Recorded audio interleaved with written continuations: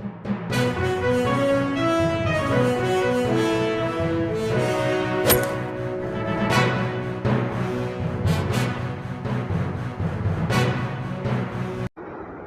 باللہ من الشیطان اللعین الرجیم بسم اللہ الرحمن الرحیم ان اللہ وملائکتہ یصلون علی النبی یا ایھا الذین آمنوا صلوا علیہ وسلموا تسلیما اللہم صل علی محمد وآل محمد وعجل فرجهم واشفنا معهم وزدنا محبتا۔ محترم ناظرین، السلام علیکم ورحمۃ اللہ وبرکاتہ۔ SNN چینل پر تربیت اولاد کے حوالے سے ہماری یہ چھوٹی سی گفتگو ہے۔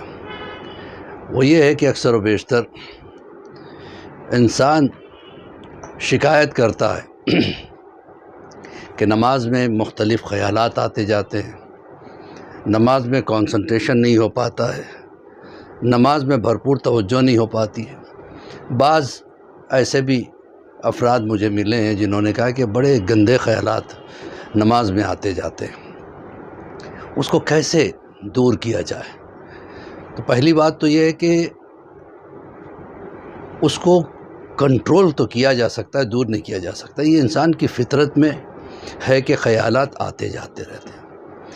اب کنٹرول کیسے کریں اور اس کا نقصان کیا ہے اور اس کا فائدہ کیا ہے؟ اس پہ ہلکی سی گفتگو، چھوٹی سی گفتگو ہوگی۔ پہلی بات تو یہ کہ سمجھانے کے لیے اپنے یوتھ کو ایک مثال دینا چاہتا ہوں۔ ایک غبارے والا جو گیس کے غبارے بیچ کر اپنی زندگی گزارتا تھا،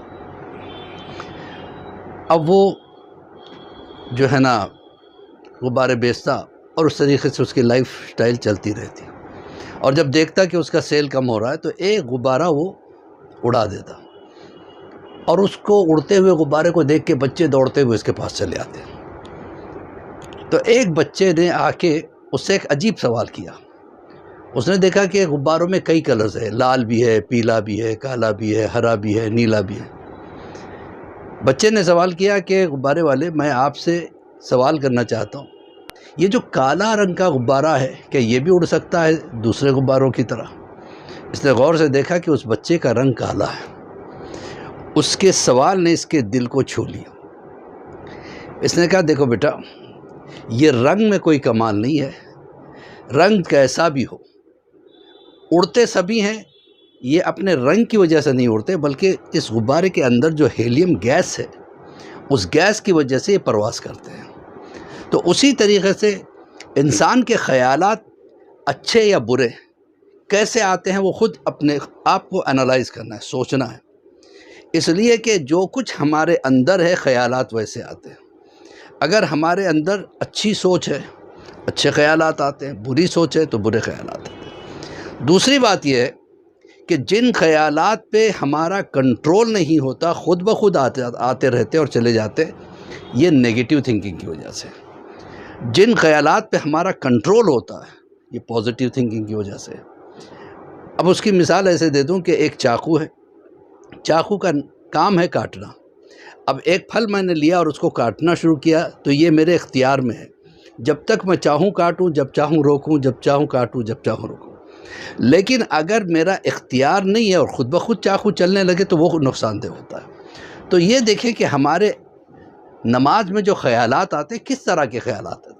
اچھے خیالات آتے ہیں تو اللہ کا شکر ہے، لیکن وہ خیالات بھی نماز میں نہیں آنا چاہیے۔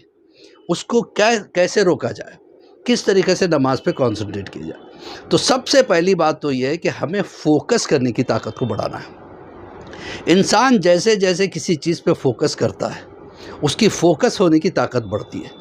اس کو بڑھانے کے لیے مختلف طریقے، آج کل یوگا والے کیا کہتے ہیں، یوگا والے کہتے ہیں کہ بس تھوڑی دیر کے لیے بیٹھ کے 10-15 منٹ کے لیے اپنے سانس پہ فوکس کریں۔ ہوا اندر جا رہی ہے، پھر باہر نکل رہی ہے، پھر اندر جا رہی ہے، پھر باہر نکل، کس طرح سے جا رہی، کس طرح سے نکل رہی، اس کو محسوس کرنا، اسی کو فوکس کہتے ہیں۔ تو نماز میں بھی اگر ہم فوکس کریں کہ ہم کیا کر رہے ہیں، کیا پڑھ رہے ہیں، ہماری دماغ میں میننگ ہو، اور سب سے پہلے تصور یہ ہو کہ میں نماز پڑھ رہا ہوں اس حالت میں کہ اللہ مجھے دیکھ رہا ہے۔ جب اللہ مجھے دیکھ رہا ہے تو میرے ہر خیال کو بھی دیکھ رہا ہے، ہر انداز کو بھی دیکھ رہا ہے، ہماری ہر ایکشن کو بھی دیکھ رہا ہے، تو اس پر فوکس کرنا ضروری ہے۔ جب انسان کی فوکس کرنے کی طاقت بڑھ جاتی ہے تو اس کا فائدہ کیا ہے؟ پہلی بات تو یہ کہ نماز خشوع خضوع کے ساتھ ہوتی ہے، سب سے بڑا فائدہ تو یہ ہے۔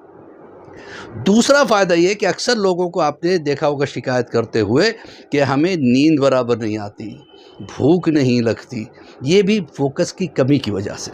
جب انسان کے فوکس کرنے کی طاقت بڑھ جائے تو ہر کام میں وہ فوکس کرے گا، اگر پڑھ رہا ہے تو اس وقت پڑھ ہی رہا ہوگا۔ فوکس میں فائدہ یہ ہوتا ہے کہ جتنی انرجیز ہمارے بدن کے اندر ہے، ہمارے جسم کے اندر ہے، جس شے پہ ہم فوکس کرتے ہیں پوری اس میں سمٹ کے آ جاتی ہے۔ جیسے مثال کے طور پہ آپ موبائل دیکھ رہے ہیں، اس میں کوئی پروگرام دیکھ رہے ہیں، اس وقت آپ پروگرام کی طرف اگر فوکس کر رہے ہیں تو پوری انرجیز اس پروگرام کی طرف ہوگی، ادھر ادھر کیا ہو رہا ہے پتہ نہیں چلے گا۔ یہی وجہ ہے مولا کائنات امیر المومنین علی ابن ابی طالب علیہ الصلوۃ والسلام اللہم صلی علی محمد وعلی محمد کو جب تیر لگا تھا، اتنی شدید تکلیف تھی کہ نکال نہیں پا رہے تھے لوگ۔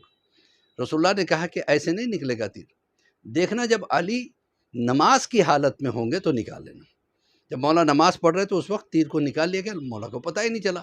لوگوں نے پوچھا یا علی آپ کو کیسے پتہ نہیں چلا؟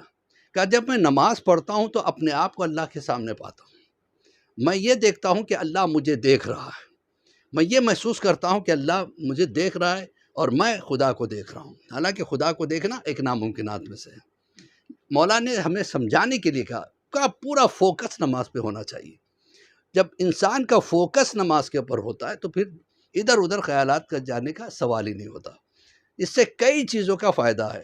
اگر ہم نماز کو فل کانسنٹریشن کے ساتھ پڑھیں اور فل فوکس کے ساتھ پڑھیں، پہلی بات تو یہ ہے کہ ہم خیالات سے بری ہو جائیں گے، الٹے سیدھے خیالات، صرف اور صرف خدا ہمارے خیال میں ہوگا۔ سجدہ کر رہے ہیں تو اس وقت ہم سجدہ ہی کر رہے ہوتے ہیں، رکوع کر رہے ہیں تو اس وقت ہم رکوع ہی کر رہے ہوتے ہیں، اور کوئی کام نہیں کر رہے ہوتے ہیں۔ تو بس یہ سمجھ جائیے کہ فوکس کا بہت بڑا فائدہ ہے۔ اس کا فائدہ عام زندگی میں یہ ہوگا، اگر ہم نماز فوکس کے ساتھ پڑھیں گے تو جب ہم کھانا کھا رہے ہیں تو کھانا کھاتے ہوئے محسوس کریں گے۔